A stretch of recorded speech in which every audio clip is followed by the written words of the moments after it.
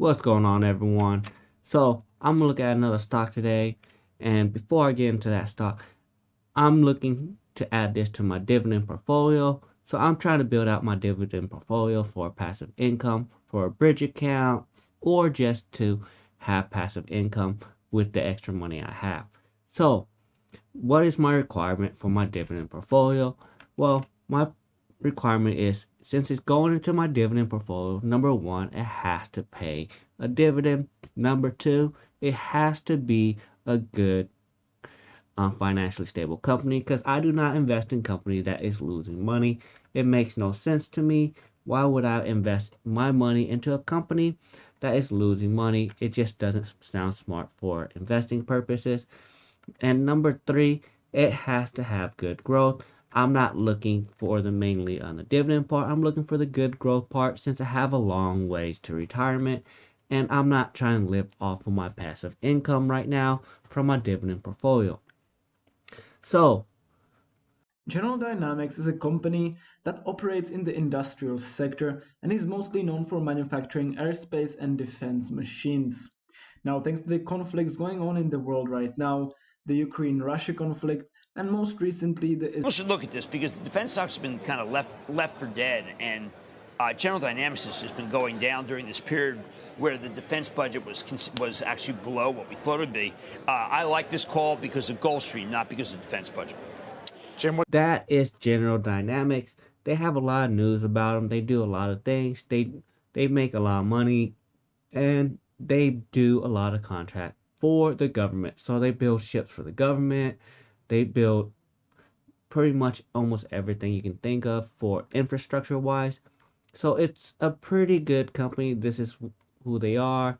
Now we can go into their history, their responsibility, but at the end of the day, this company does contracted work for the government for infrastructure purposes. They do contracted work for Amazon. They have a lot of big contractors. So it's a very big company and it looks like it's reasonable to add to my portfolio if the growth is there because I think financially they're stable and I think they pay a dividend. I haven't looked into the stock. It's just one of the things I looked up for a good growth stock. Now, General Dynamic. Let's look at what they are. So let's look at the 1 month. So the month it went up 8.3%. That's a pretty good 1 month gain. 3 months is down 0.41%. Year to date is 0.55%. 1 year is negative 4.79%. 3 years is 13.81%. And 5 years is 87.65%. So the good growth doesn't look like it's going to be there. Now it looks like in the next year or two, this company will go up to be back up to their $300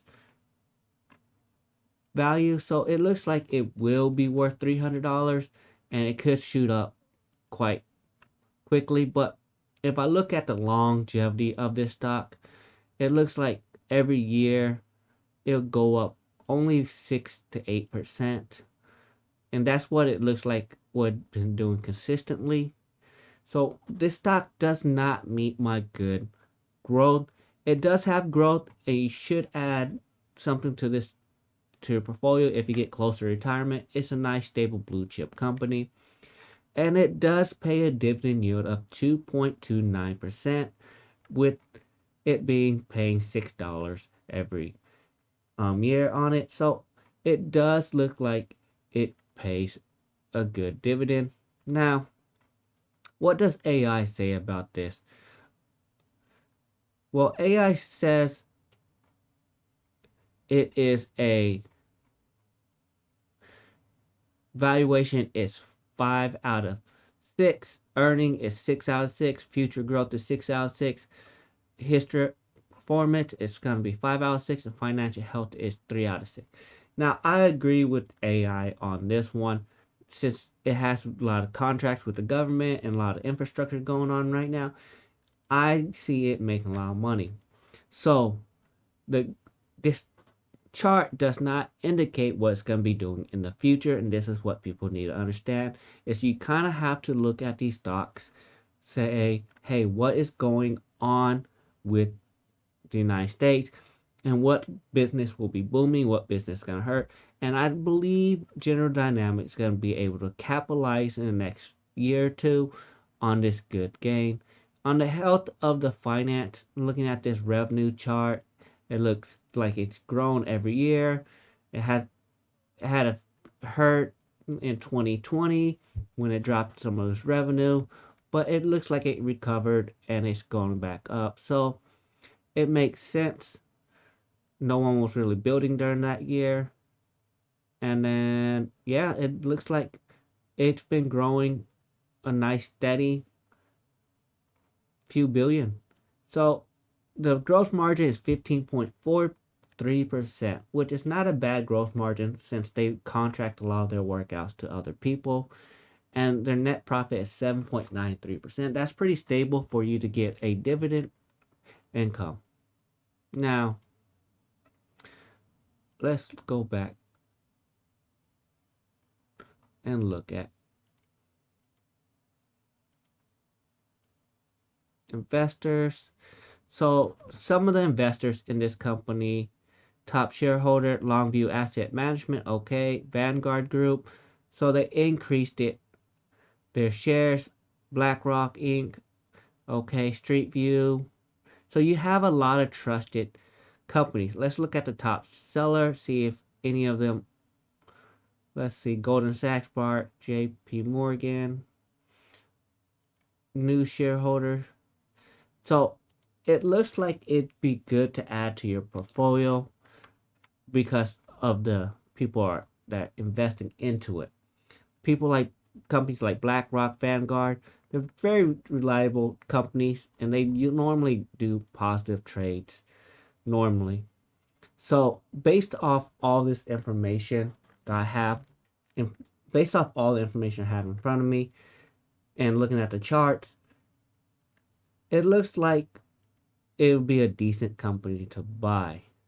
Now, what I want to pay attention to is this right here, this 1 month. Is it going to drop again?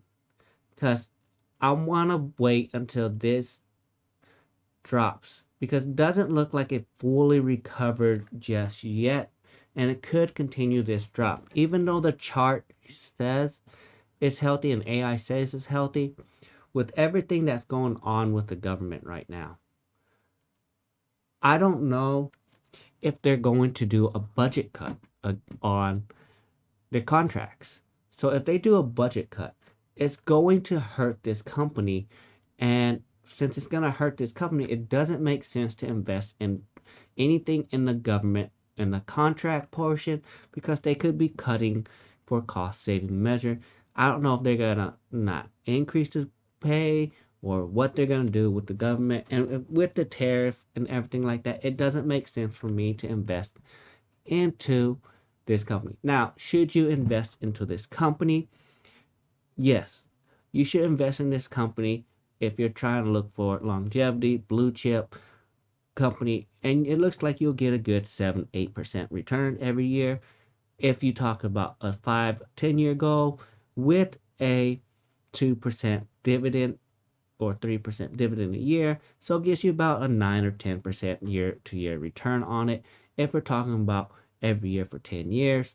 So it is a good stock to have for longevity purpose, and people who are looking to add something to retirement account, this would be a perfect one. But for my aspect, it doesn't meet my second requirement, a good growth stock.